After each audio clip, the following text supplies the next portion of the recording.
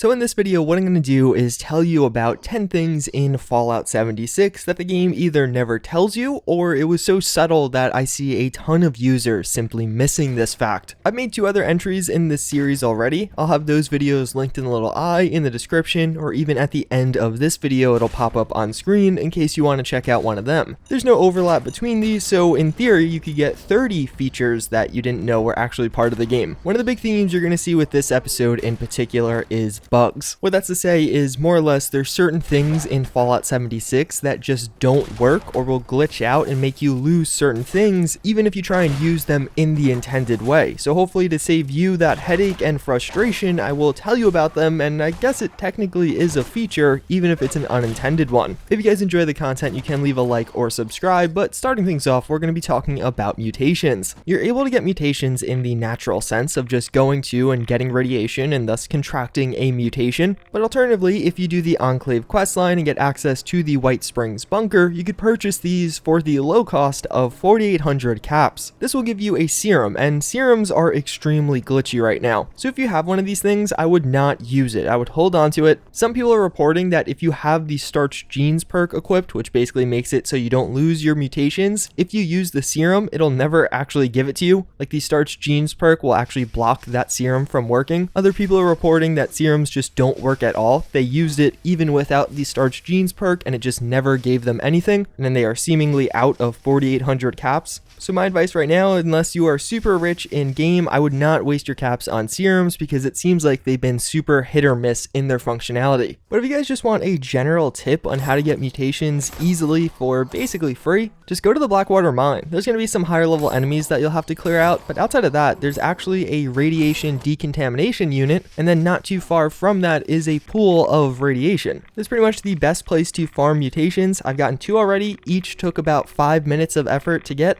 Although, of course, if you're doing this, you pretty much need the Starch Genes perk card, and you have to equip it and then de-equip it over and over again. So another big one that's just kind of odd, vendor caps are actually faction-based, not just kind of location or even vendor-based. So sometimes this is more obvious than other times. Basically, if you're in the White Springs bunker, all of the vendors are interconnected, and you'll quickly realize that they all have the same amount of caps that you left them with. But alternatively, let's say you find somebody who is named a vendor bot raider. You trade with him, do your thing, maybe clear out his caps, and then you fast travel around and go to another one, this one named Vendor Bot Resin. Even though they have different names, even though they're on other sides of the map, since they're in the same faction, their caps are tied together, so they both now have 0 caps, along with every other vendor as part of the Raider faction. This info is pretty useful if you're trying to get rid of a lot of items quickly. You could look at the map, find out where some of these bots are located, and focus on ones from different factions. So I mentioned in some of the previous episodes in this series how server hopping was patched, but that's not totally true. It's not patched full stop. There are certain things you actually can still do through server hopping. One such thing that is particularly lucrative is actually NPCs will respawn on separate servers. So there might be a different level depending if another player passed by or just how it's loaded in. But yeah, let's say you find a really good location that tends to have high level enemies, you can continuously switch servers and farm it over and over again. Now most other things won't respawn, like just world loot, things you find like laying on a table, different containers won't have loot in them again. But oddly enough, one thing that is reported to respawn is actually ore. This of course can be very valuable if you find an aluminium mine or even some ultracite ore around one of these scorch zones. Of course, some people might be super against server hopping, but if you really are trying to farm things, you can get ore or you can get NPCs. Something that was very not obvious to me in this game is melee is the same as unarmed. So if you ever see a perk card that's listed as melee, it actually will benefit you if you're using something unarmed, like a death tambo, like a mole miner gauntlet. This is particularly important to know because a lot of us with the Talons mutation are looking for perk cards to benefit us, and there's not a ton until you realize that unarmed perk cards also benefit us. Although something important to keep in mind here, some of the perk cards that benefit like one-handed melee weapons of course won't work here. The technical breakdown is one-handed melee, two-handed melee, and then unarmed. So there are perk cards for each of those specific ones, but if it just says melee, it affects all 3 categories. One of the most requested features that I didn't mention in any of the previous videos was that when you're picking a special point, like when you have a level up, you don't actually have to pick a perk card for that special. So say you want to level up agility, you can actually switch between all of the different categories and figure out exactly what perk card you want to take. It'll still add 1 point to whichever special you did pick, but a lot of times when you open a perk card pack, you have a bunch of excess that you can't apply just yet because you don't have enough points that are free. Or even as you get to the higher levels of the game, you probably want to get rid of some of those lower level perk cards that have become a little bit more redundant. But just remember, as you do level up, you don't have to pick a perk card that's associated with the special you are leveling up. But even beyond that, something else I see people doing that isn't maybe the most optimal is applying perk cards and keeping them on forever. Take the lockpicking perk for example. You can have the lockpicking perk de-equipped the entire time, walk up into a lock, and then equip it right then and there. There's honestly no benefit to having it on all of the time. It actually has a lot of downsides through opportunity cost. But of course, this doesn't just apply to lockpicking, it also applies to hacker and some of the other various perks that have very situational uses, that they're not passively being active. That feature I just told you about, being able to select a perk card not associated with the special you're leveling up, comes in handy particularly here because you're going to have a bunch of other options to have perception perk cards. But then one last one that I just never see people doing is perk card sharing. I think a lot of people assume that perk card sharing is tied to a certain charisma perk card, but no, in reality perk card sharing is just tied to your charisma level. Basically, for every 3 levels of charisma you do have, you can share 1 level perk card. So if you have a level 2 perk card, you need 6 charisma. If you have a level 3, you need 9 charisma. Then as you're in a team, you can just click the share button on it and everybody in your group is going to get the benefits of that perk card. For some of these, that's super good, like Bloody Mess, that gives you plus 5% damage overall. If you share that perk card like I tend to, everyone in your group is getting plus 5% damage. Now imagine everyone in your group is sharing some of their perk cards, you could get a lot of damage very quickly as a result of this, even at fairly low charisma levels. So a big change kind of behind the scenes with Fallout 76 that is never explicitly said, but you'll realize is fusion cores got a buff. So fusion cores in this game are, one, easier to find, but also it seems like they actually last quite a bit longer than they used to in Fallout 4. This of course makes power armor much stronger, and I honestly never had to worry about fusion cores. I would oftentimes actually drop them because of how much they weigh. But in beyond that, another thing that people just don't seem to realize, at low levels, get in a power armor frame. They're extremely easy to find. I'll have one of the interactive maps linked down below where you could just look on the map where the local power armor frame is. Even though you can't actually use all of the armor pieces on that frame, like you might have to take them off, the frame itself gives you bonuses, and if you're under level like 20, the bonuses the frame gives you is probably higher than whatever armor you're wearing. It also of course increases your carry weight, which is the added bonus of it. And then one final one pertinent to power armor and power armor frames, don't drop them. I've seen a surprising amount of people not realize that while the power armor frame is in your inventory, just click on it, hit enter, E, whatever it may be, and you get to place it down. People keep using the drop button to put these down and then getting in it, and this is leading to a ton of glitches, because basically what you're saying to the game is, oh, I don't want this thing, and you lose your ownership of it. But then as you get back in it, you claim ownership again, and it seems like that process is causing people to lose pieces on their frame. Even beyond that, if you're actually storing power armor, you cannot put more than 1 fusion core in there. It'll actually eat all the excess fusion cores, so it'll only leave it with 1, even if you put, let's say, 10 in. But yeah, all in all, power armor is super freaking good in this game, and a lot of them are fairly cheap to repair. Definitely cheaper than a lot of the regular armors, while the power armors even provide more protection. All in all, hopefully you guys found this video informative. Hopefully you'll use at least some of the tips or features that I did mention here. Some of these might be fairly obvious, but I just continuously see people not using it to the full advantage. But before we end things off, I do want to share today's psychology fun fact of the day, and I feel like this one's going to be important for a lot of people. This is something that I kind of learned over the course of social psych, and it's more of just a general principle. People tend to evaluate others based on themselves. I think I've touched on this in some previous videos, but I feel like it's a really important point to reiterate. So like, think to yourself, what do you really value? Let's say you're really into cabbage. You love cabbage, you like reading about cabbage, you like eating cabbage. Somebody who comes along and doesn't particularly like cabbage is somebody that right off the gun, you probably wouldn't like that much because you use cabbage as an evaluating tool. Obviously it's a fairly odd example, but you can see how this can be kind of transcended to other things. If you particularly like video games, which I imagine a lot of you guys watching this video do,